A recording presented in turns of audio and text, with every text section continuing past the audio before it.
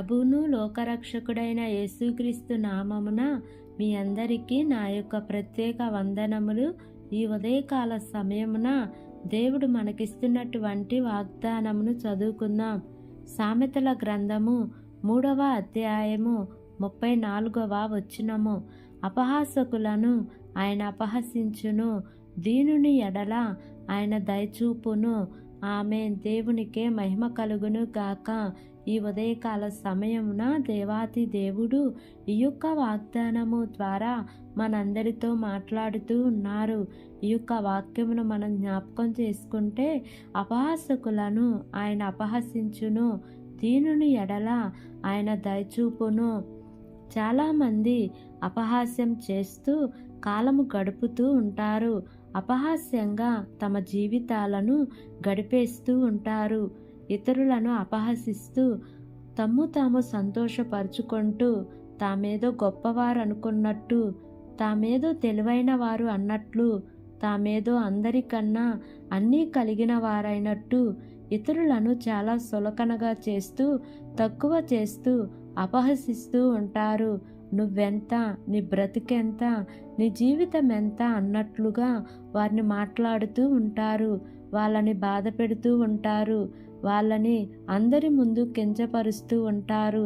అయితే అలాంటి లక్షణాలు నీలో ఉంటే నీవు జాగ్రత్త. అపహాస్యకులను దేవుడు అపహసిస్తాడు.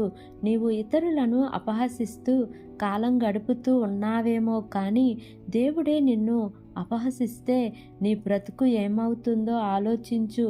నీవు ఎవరిని అపహసించొద్దు. ఆయన దీనుల ఎడల కనికరం చూపిస్తాడు. నేను ఏమాత్రపు దానను, ఆయన కృప ద్వారా నేను బ్రతుకుచున్నాను. ఆయన కృప ద్వారానే నేను ఈ లోకముకి వచ్చాను. ఆయన మాట చొప్పున నేను బ్రతుకుచున్నాను. ఆయన ఇస్తున్న జీవము చొప్పున నేను బ్రతుకుచున్నాను అని నిన్ను నీవు తగ్గించుకొని దేవునికి నీ జీవితాన్ని అప్పగించుకుంటే, నీవు దేవుని మాటకు విధేయత చూపిస్తే, నీవు దేవుని కొరకు ఈ లోకంలో బ్రతికితే నీ మీద దేవుడు దయ చూపిస్తాడు, జాలి చూపిస్తాడు. కాబట్టి ఈ వాగ్దానమును నమ్మి ఈ వాగ్దానం ప్రకారంగా జీవిద్దాం. దేవుడి వాగ్దానము మనందరి జీవితములలో నెరవేర్చబడును గాక. ఆమేన్. ప్రార్థన చేసుకుందాం. ప్రేమ కలిగిన యేసయ్యా, కృప కలిగిన దేవా, నీకు వందనాలు తండ్రి. నీకు స్తోత్రములు ప్రభువా. ఇంతవరకు నీ కృపలో మమ్మల్ని కాచి కాపాడిన విధానాన్ని బట్టి నీకు వందనాలు ప్రభువా. ఈ ఉదయకాల సమయమున మీరు మాకు ఇచ్చినటువంటి ఇటు వాగ్దానాన్ని బట్టి నీకు వందనాలు ప్రభువా.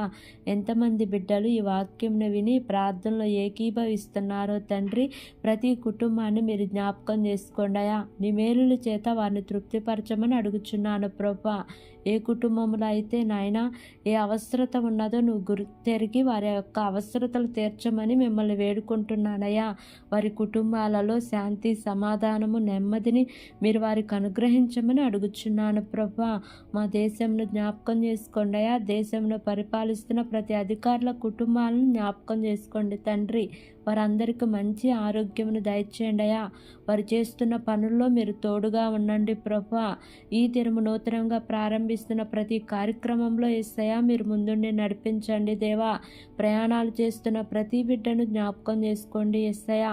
వారి యొక్క ప్రయాణాల్లో క్షేమాన్నిచ్చి సురక్షితంగా నడిపించమని, నా యొక్క ప్రార్థన ఆలకించి అంగీకరించమని నజరేయుడైన యేసు అతి పరిశుద్ధ నామమున అడిగి వేడుకొని పొంది ఉన్నాము తండ్రి.